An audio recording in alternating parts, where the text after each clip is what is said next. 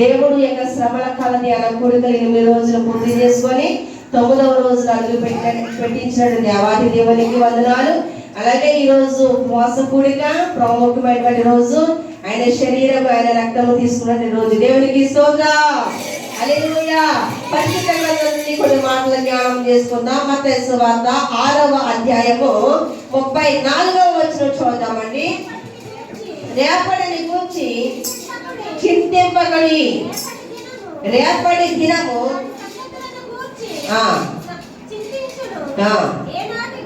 ఏనాటికి ఆనాటికి చాలును. పరిశుద్ధాత్మ దేవుడు సెలవిస్తూ ఉన్నాడు. అక్కడ 32వ వచనం చూసినట్లయితే, ఇవన్నీ మీకు కావాలని మీ పరలోకపు తండ్రికి తెలియను, కాబట్టి మీరు ఆయన రాజ్యమును నీతిని మొదట పెట్టుకొని అప్పుడు అవన్నీ కూడా మనకు అనుగ్రహింపబడునని మత్తయి సువార్త ద్వారా దేవుడు మాట్లాడుతున్నాడు. ఆ పరిశుద్ధ గ్రంథములో ఆ యొక్క మత్తయి సువార్త ద్వారా, మత్తయి అనగా దేవుడు ఏర్పాటు చేస్తున్నటువంటి శిష్యుల్లో ఒక శిష్యుడు తన దర్శన రూపంగా మాట్లాడుతున్న మాటలను దేవుడు తెలియజేస్తూ ఉన్నాడు. ఈ రాత్రి కాల సమయంలో నా ద్వారా మనందరికీ పరిశుద్ధాత్మ దేవుడి మాటలు తెలియపరుస్తున్నాడు. మొదటిగా ఈ యొక్క రాత్రి కాల సమయంలో మన అంశం ఏమిటంటే, దేవుని రాజ్యమును నీతిని మనము మొదట వెతకాలి. దేవుని రాజ్యం ఎక్కడ ఉన్నది, దేవుని రాజ్యం ఎలా ఉన్నది, ఆయన నీతి ఎలా కనబడుతుంది అని మనలో పరి విధాలుగా ఆలోచనలు వస్తాయి. దేవాది దేవుడు సెలవిస్తున్నాడు, ఎవరైతే 2-3 కూడి నా నామమున ఏకీభవిస్తారో వారి మధ్యన దేవుడు ఉంటాడని సెలవిస్తున్నాడు. అయితే 2-3 కూడిన చోట దేవుడు ఉంటానని చెప్పాడు కనుక అక్కడ మనం ఏమి చేయాలంటే, దేవుడికి స్తుతియాగం చేసే బిడ్డలుగా ఉండాలి, దేవుడిని మహిమపరిచే బిడ్డలుగా ఉండాలి, దేవుడిని కనపరిచే విధముగా మనం ఉండాలి. అయితే దేవాది దేవుడు అంటున్నాడు, రేపటి దినమున గురించి అతిశయపడకము, ఏనాటికి ఆనాటికే సరిపోతుంది. అయితే వీటన్నిటి నిమిత్తము కూడా మనము ప్రార్థన విజ్ఞాపన చేయవలసిన వారమై ఉన్నాము. దేవునికి స్తోత్రం. అదే మత్తయి సువార్త 6వ అధ్యాయము 26వ వచనం చూద్దాం ఒకసారి. ఆకాశ పక్షులను చూడుడి, అవి విత్తవు కోయవు, కొట్లలో కూర్చుకొనవు, అయినను మీ పరలోకపు తండ్రి వాటిని పోషించుచున్నాడు. మీరు వాటికంటే శ్రేష్ఠులు కారా? దేవునికి స్తోత్రం. ఆకాశ పక్షులను చూడండి. మనము రాత్రి కాలం నిద్రపోయిన తర్వాత తెల్లవారుజామున 3 గంటలకి, లేకపోతే 1 గంటకి, 2 గంటలకి, 3 గంటలకి, 4 గంటలకి ఒకవేళ బయటికి వచ్చినప్పుడు ఏం చేస్తాయి? పక్షులు శబ్దం చేస్తాయి. మనం అనుకుంటాము, ఈ పక్షులు అరుస్తున్నాయి ఏంటి, ఈ పక్షులు ఎందుకు ఇలాగా అరుస్తున్నాయి అని మనం అనుకుంటాం. కానీ పక్షులు ఏం చేస్తున్నాయి తెలుసండి? రేయి మొదటి చామున దేవునికి స్తుతియాగం చేస్తున్నాయి. దేవునికి స్తోత్రం. మరి మనం తెల్లవారుజామున లేచి ప్రార్థించగలుగుతున్నామా? విలాప వాక్యంలో రాయబడి ఉన్నది, రేయి మొదటి చామున లేచి నీళ్ళ కుమ్మరించినట్లు ప్రభు సన్నిధిని నీ హృదయంలో ప్రభు సన్నిధిలో కుమ్మరించాలి. ఎందుకు కుమ్మరించాలని? నీ కుటుంబం నిమిత్తము, నీ సంఘము నిమిత్తము, నీ బిడ్డల నిమిత్తము, నీ రక్త సంబంధికుల నిమిత్తము, దేశం కొరకు, రాష్ట్రం కొరకు, ప్రతి ఒక్క బిడ్డ కొరకు మనం ప్రార్థించే బిడ్డలుగా ఉండాలి. దేవునికి స్తోత్రం. అయినట్టున్నాడు కదా, కీర్తనలు పాడి చప్పట్లు కొట్టి, కీర్తనలు పాడి చప్పట్లు కొట్టి సంతోషముగాడుందుము, సంతోషముగాడుందుము,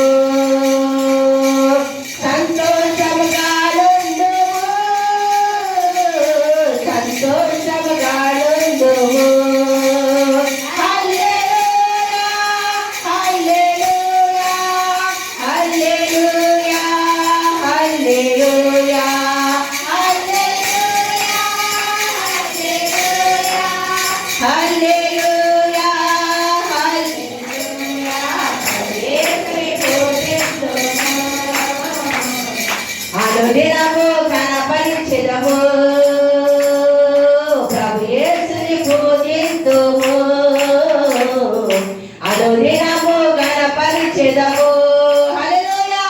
ఆకాశ పక్షులను చూడండి, అవి విత్తవు, కోయవు, కొట్లలో ధాన్యము సమకూర్చుకోవు, కానీ వాటికంటే మనం శ్రేష్ఠ దేవాది దేవుడు సెలవిస్తూ ఉన్నాడు. అయితే మనకి చక్కటి అవయవాలను ఇచ్చాడు, సక్రమంగా పని చేసుకోవడానికి శక్తిని ఇచ్చాడు, ఆరోగ్యాన్ని ఇచ్చాడు, అన్నీ కూడా సమృద్ధిగా ఇచ్చినాడు. అయితే మనం ఏం చేస్తున్నామంటే దేవుని స్తుతించలేకపోతున్నాం, దేవుని మహిమపరచలేకపోతున్నాం, దేవుని ఆరాధించలేకపోతున్నాం. అటు రీతిగా కాకుండా మనం ఏమి చేయాలంటే ఆకాశ పక్షులు ఏమీ లేకపోయినప్పటికీ కూడా దేవుని స్తుతిస్తున్నాయి. వాటికంటే మనల్ని శ్రేష్ఠులని దేవాది దేవుడు మనల్ని ఉన్నతమైన స్థానంలో ఉంచుతున్నాడు. కనుక మనకి ఏది కావాలో చూడక మాట స్పష్టంగా రాయబడి ఉంది. 33వ వచనం చూద్దాం. కాబట్టి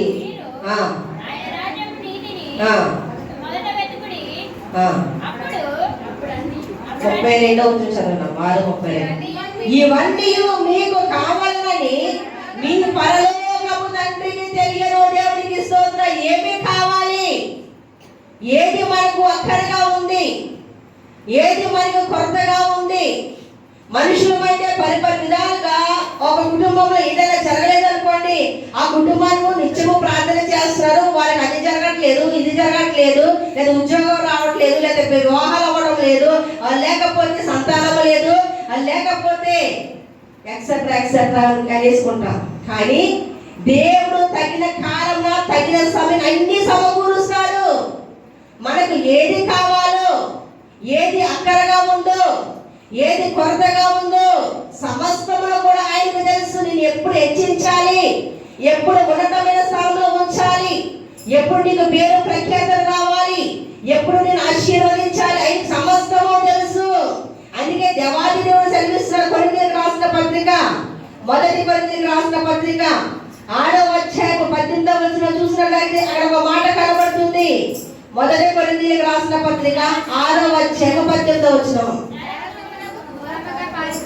ఏదమ్మా?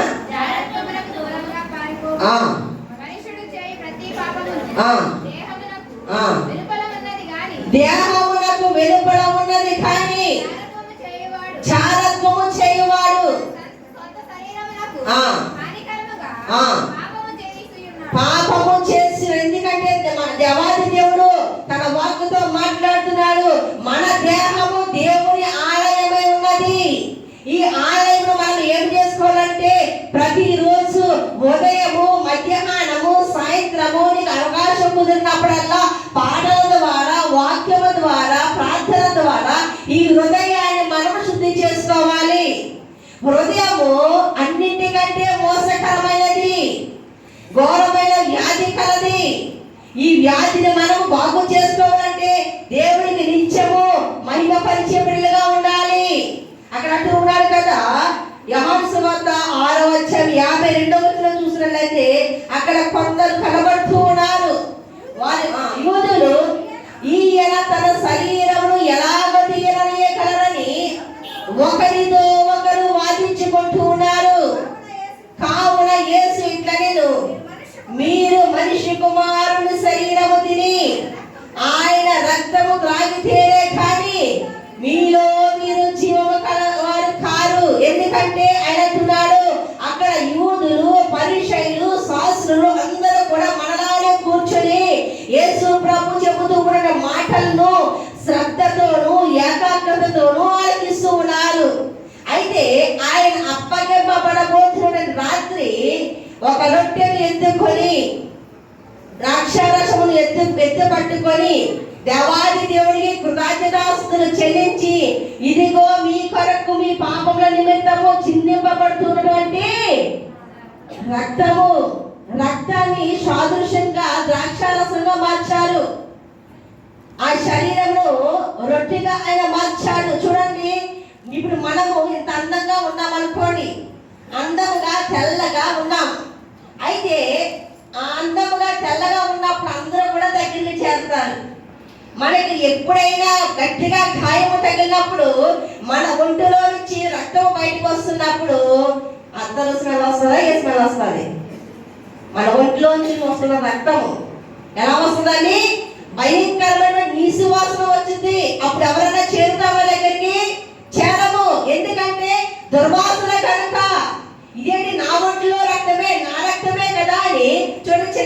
దెబ్బ తగిలినప్పుడు ఇలా నోట్లో పెట్టేసి ఆ బ్లడ్ తాగేస్తారు. అలా కాకోకుండా ఇంకా చాలా మంది చూసాం కాబట్టి ఎగ్జాంపుల్ చెప్తున్నా. అది గట్టిగా తగిలింది అనుకోండి, మీకు ఎలా తెలుసండి అనుకుంటా. ఒకవేళ మన ఒక అబ్బాయి చిన్న అబ్బాయి ఇక్కడ పడిపోతే బ్లడ్ విపరీతంగా కారిపోతుంది, 1 year అవుతుంది. ఆ అబ్బాయి దగ్గరికి వెళ్ళి అబ్బాయికి విశ్వాసం వచ్చేస్తున్నాడు. చిన్నపిల్లోడు బ్లడ్ పోతే ఏముంటుందని, ప్రాణం ఉంటుందా? ఆ ప్రాణం ఏమిటి? రక్తమే.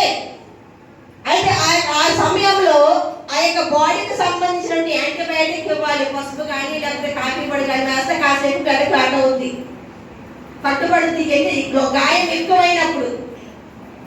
అయితే దేవాది దేవుడు సెలవిస్తున్నాడు, ఆయన రక్తమును ఆయన శరీరము మనం స్వయంగా తీసుకుంటే వాటిని మనము ఛీదించుకోలేము కనుక రొట్టెకు సాదృశ్యంగా, ఆయన శరీరానికి సాదృశ్యంగా రొట్టెను, ఆయన రక్తముకు సాదృశ్యంగా ద్రాక్షారసమును మనకి ఇస్తున్నాడు. ఎందుకంటే మనము అనేకమైన తలంపులను, ఆలోచనలు, ఉద్దేశాలను మనము కలిగి ఉన్నాము. కొరింథీయులకు రాసిన పత్రిక 11 చదవండి. నేను మీకు అప్పగించిన దానిని ప్రభువు వలన పొందితిని. ప్రభువైన యేసు తాను అప్పగింపబడిన రాత్రి ఒక రొట్టెని ఎత్తుకొని కృతజ్ఞతాస్తుతులు చెల్లించి దానిని విరిచి, ఇది మీ కొరకైన నా శరీరము, దీనిని జ్ఞాపకము చేసుకున్నకై దీనిని చేయడని సెలవిచ్చాను. అదే కొరింథీయులకు రాసిన పత్రిక 11వ అధ్యాయము. మీకు ఈ ఆజ్ఞ ఇచ్చుచు మిమ్మును మెచ్చుకొనను, మీరు కూడి వచ్చుట ఎక్కువ కీడుకే గాని ఎక్కువ మేలుగు కాదు. ఈ కొటేషన్ చదివినప్పుడు చాలా మంది ఏమంటున్నారు ఏంటండి, ఆయన శరీరమును ఆయన రక్తమును తీసుకోవడానికి వస్తున్నాము, హృదయపూర్వకంగా దేవుని సన్నిధానంలో మా యొక్క తప్పిదములను లేదా మా యొక్క అపరాధములను, మా పాపములను, మా తలంపులను, మా ఉద్దేశములను అన్ని సరి చేసుకుంటాకు వస్తుంటే ఈ వాక్యం చదివిస్తున్నారేంటని ఎగ్జాంపుల్ ఎవరైనా పాస్టర్ గారే అడిగారు. దేవునికి స్తోత్రం, హల్లెలూయా. మీరు అన్నమాట, మీకు ఈ ఆజ్ఞ ఇచ్చుచు లేదు. వీళ్ళందరూ కూడా, యూదులందరూ కూడా ఈయన తన శరీరమును ఎలాగో తిననీయగలడని ఒకరితో ఒకరు వాదించుకుంటున్నారు. అప్పుడు అంటున్నారు కదా, యోహాను భక్తులు మాట్లాడుతున్నాడు. కావున యేసు ఇట్లనెను, మీరు మనిషి కుమారుని శరీరము తిని ఆయన రక్తము త్రాగితేనే కానీ మీలో మీరు జీవము కలవారు కారు. ఎందుకంటే ఆ యూదుల వంటి స్వభావము, ఆ యూదుల వంటి మనస్తత్వము, పరిపూర్ణమైన విశ్వాసము లేక, యథార్థమైన భక్తి జీవితము లేక, మనిష్టానుసారంగా ఈ రోజు చదవబడిన వాక్యంలో ఏమి తిందుమా ఏమి త్రాగుదుమా అని అనుకోకుండా, అయ్యా ఇదిగో ఈ రోజు జనవరి మాసం అంతా కాచి కప్పడ నూతన సంవత్సరంలో కొత్త 2వ సంవత్సరం ఫిబ్రవరి మాసంలో ప్రవేశపెట్ట, రేపు మరలా మార్చి నెలలో ప్రవేశపెడుతున్నాం కనుక అయ్యా ఈ నెలలో 4 వారాల్లో మేము మొదటి వారమును నీ రక్తముతో మేము శుద్ధి చేసుకుంటున్నాం, నీ శరీరముతో మా హృదయాలను శుద్ధి చేసుకుంటున్నాం. నీ వాక్యము సెలవిస్తున్న మేమందరము కూడి వచ్చాము, కానీ కూడి వచ్చినప్పుడు దేవుని సన్నిధానంలో ఏకాగ్రతతో, ఏక మనసుతో, ఏక ఆత్మతో దేవుని సన్నిధానంలో విజ్ఞాపన చేసే బిడ్డలుగా మనము ఉన్నామా లేమని ఒక్కసారి మన హృదయాలను మనమే పరిశీలన చేసుకోవాలి. ఇవి భయంకరమైన దినాలు. ఏమి తిందుమా ఏమి త్రాగుదామని సందేహపడకోకుండా దేవాది దేవుడు సంవత్సరంలో 12 నెలల్లో కూడా ఆ నెలకి ఒక వారము చొప్పున నెలలో మొదటి వారము ఆయన శరీరము ఆయన రక్తము తీసుకుంటున్నాం. మనందరము కూడా మన అతిక్రమం విడిచిపెట్టాలి, మన తలంపులు విడిచిపెట్టాలి, మన ఆలోచనలు విడిచిపెట్టాలి. ఒకవేళ నిజంగా ఆ జీవితం మనకు రావట్లేదు అనుకోండి, ఇంకా ఎక్కడో ప్రార్థన మనలో పొదవైనది, అపవాది మనల్ని వెనకలు లాగుతుంది. ప్రభువా నీ కొరకు నేను నిజముగా దేవుని భయభక్తులు కనిపెట్టిగా నేను ఉండాలంటే నాతో మాట్లాడు. మోసగాడైనటువంటి యాకోబుతో మాట్లాడిన దేవా, యాకోబు అంటున్నాడు యేసు ప్రభుని, నీవు నన్ను ఆశీర్వదిస్తేనే కానీ నేను నిన్ను విడిచిపెట్టాను. మనం ప్రతి నిత్యము కూడా దేవుడిలో మనం తొట్టిలో పోతున్నాము. అది ప్రార్థన విషయంలో అవ్వండి, కూడిక విషయంలో అవ్వండి, ఈ ప్రతి విషయంలో కూడా ఎక్కడో ఒక చోట మనం తొట్టిలో పోతాము. ఆయన అంటున్నాడు కదా, ఈ ఆజ్ఞ ఇచ్చి మిమ్మల్ని మెచ్చుకోను, మీరందరూ కూడి వచ్చిన మీకే కానీ దేనికి చదవడం మీకు ఈ ఆజ్ఞ ఇచ్చి మీరు కూడి వచ్చుట ఎక్కువ కీడికే గాని ఎక్కువ మేలుకు కాదు. మొదటి సంగతి ఏదనగా మీరు సంఘమందు కూడి ఉన్నప్పుడు మీలో కక్షల కలవని వినుచున్నాను. కొంత మట్టుకు ఇది నిజమని నమ్మొచ్చు. అపోస్తలుడైన పౌలు ద్వారా దేవుడు మాట్లాడుతున్నాడు. ఆ కాలంలో ఆ యొక్క శాస్త్రులు, పరిచయులు అందరూ కూడా లేదా ఆ యేసు ప్రభు వాక్యాన్ని బోధిస్తున్నప్పుడు అక్కడ ఉన్న ప్రజలందరూ సందేహపడ్డారు. అతి రీతిగా మనము కూడా ఉన్నామేమో, ఉండవలసి వస్తామేమో అని ముందుగానే దేవాది దేవుడు గుర్తించి అపోస్తలుడైన పౌలు ద్వారా కొరింథీ సంఘానికి హెచ్చరించిన దేవుడు నా ద్వారా మన సంఘములకు హెచ్చరిస్తూ ఉన్నారు. మనలో ఉన్న ప్రతి మచ్చరము కూడా అయ్యా నా హృదయాన్ని నీకు అర్పించాను, నా హృదయంలో మీరు నివసించండి, నేను కూర్చుండుడా నేను లేచినా సమస్తములకు తెలుసు కనుక నీ చిత్తానుసారంగా నన్ను నడిపించు. ఈ 12 నెలల్లో 12 కాపులు కాస్తూ 12 నెలలో మొదటి వారము నీ రక్తాన్ని తీసుకుంటూ మిగిలిన వారాలన్నీ కూడా నేను చిగురించాలి, ఫలించాలి, అభివృద్ధి చెందాలి అని ప్రార్థన చేసుకునే బిడ్డలుగా మనం ఉండాలి. ఈ రాత్రి కాలంలో దేవాది దేవుడు సెలవిస్తున్నాడు. ఆయన నీతిని, ఆయన రాజ్యము మనం వెతకాలి. ఆయన నీతి ఎక్కడ ఉంటుంది, ఆయన రాజ్యం ఎక్కడ ఉంటుంది అని మనకు సందేహం రావచ్చు. ఆయన నీతి రాజ్యం ఎక్కడో ఉండదు, మన హృదయంలోనే ఉంటుంది. దేవునికి స్తోత్రం. మన భక్తి జీవితమే, మన విశ్వాస జీవితమే, మనలో ఉన్న సహోదరి ప్రేమయే, మనలో ఉన్న సహోదరుల ఐక్యతను బట్టే ఇవన్నీ కూడా మనలోనికి వస్తాయి. దేవునికి స్తోత్రం. కోపంలో ఒక మాట అన్నామనుకోండి, రెండో మాట నువ్వు అన్నా కూడా కౌంటర్ పడిపోతుంది. అలా నవ్వుతూ ప్రేమతో ఒక 2 మాట్లాడినామనుకోండి, 4 మాటలు మాట్లాడినా ఏమేమి మాట్లాడా, అవునా కదండి? కానీ దేవాది దేవుడు సెలవిస్తున్నాడు, ఇహలోకంలో ఉన్న వాటికి వేగపడద్దు, ఇహలోకంలో ఉన్న వాటికి పురాకులపడద్దు, కానీ దేవుని చిత్తానుసారంగా మనందరం నడుచుకోవాలని కీర్తన గ్రంథం 75వ అధ్యాయంలో మాట్లాడుతున్నాడు. యెహోవా చేతిలో ఒక పాత్ర ఉన్నది, అందులోని నీ ద్రాక్షారసము సంభారముతో పొంగుతున్నది. ఎలాగండి? సంభారముతో పొంగుతుంది. యెహోవా చేతిలో ఆయన పాత్ర ఉన్నది. ఆ పాత్ర ఏమిటనగా మన హృదయాలు, మన హృదయంలో ఉన్న తలంపులు, మన హృదయంలో ఉన్నటువంటి అన్ని కూడా శరీర కార్యాలన్నీ కూడా ఆయన చేతుల్లో ఏమవుతున్నాయండి? పొంగిపోతున్నాయి, శుద్ధి చేస్తున్నాయి. అందుకే ప్రతి నెల కూడా అది మొదటి వారమా, 2వ వారమా, 3వ వారమా, 4వ వారమా ఆయన శరీరం, ఆయన రక్తం తీసుకొని మనల్ని మనం పవిత్రులుగా చేసుకుని మనల్ని మనం శుద్ధి చేసుకుని బలిపీఠం దగ్గర పశ్చాత్తాపడినప్పుడు దేవుడు మన హృదయాలు తీరుస్తారని అంటున్నాడు కదా. మమ్మును నీ వలె మార్చుటకై నీ జీవములో నిలుచుటకై మమ్మును నీ వలె మార్చుటకై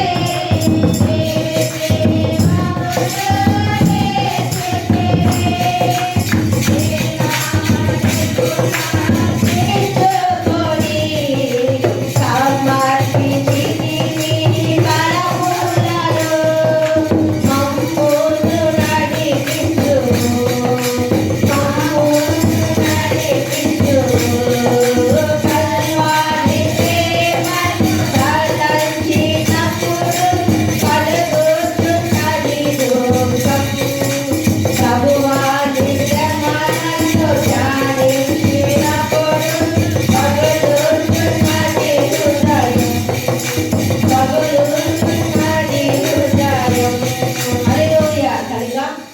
కలిసి మనందరము కూడా మనలో ఉన్నటువంటి మనం ఏమి చేసాము, ఎలా ఉన్నాము, ఏం చేసాము అందరూ కూడా మనం ఎవరి హృదయానికి వారు తెలుసారు. మనందరము కూడా హృదయపూర్వక దేవుని సన్నిధానంలో పశ్చాత్తాపడి దేవుని సన్నిధానంలో అయ్యా శరీరం మీ రక్తం తీసుకుంటుందిగా నన్ను శుద్ధించి, నన్ను బాగుంచి, నా బలహీనతను, నా వ్యాధిని, నా రోగమును, నాలో ఉన్న సమస్తమైన బలహీనతను స్వస్థపరచుతాడని ప్రార్థన చేసుకొని దేవుని సన్నిధానంలో ఆయన శరీరం రక్తం తీసుకోవాల్సిందిగా ప్రభు ప్రతిజ్ఞ చేసిన కొంత మాటల దేవుని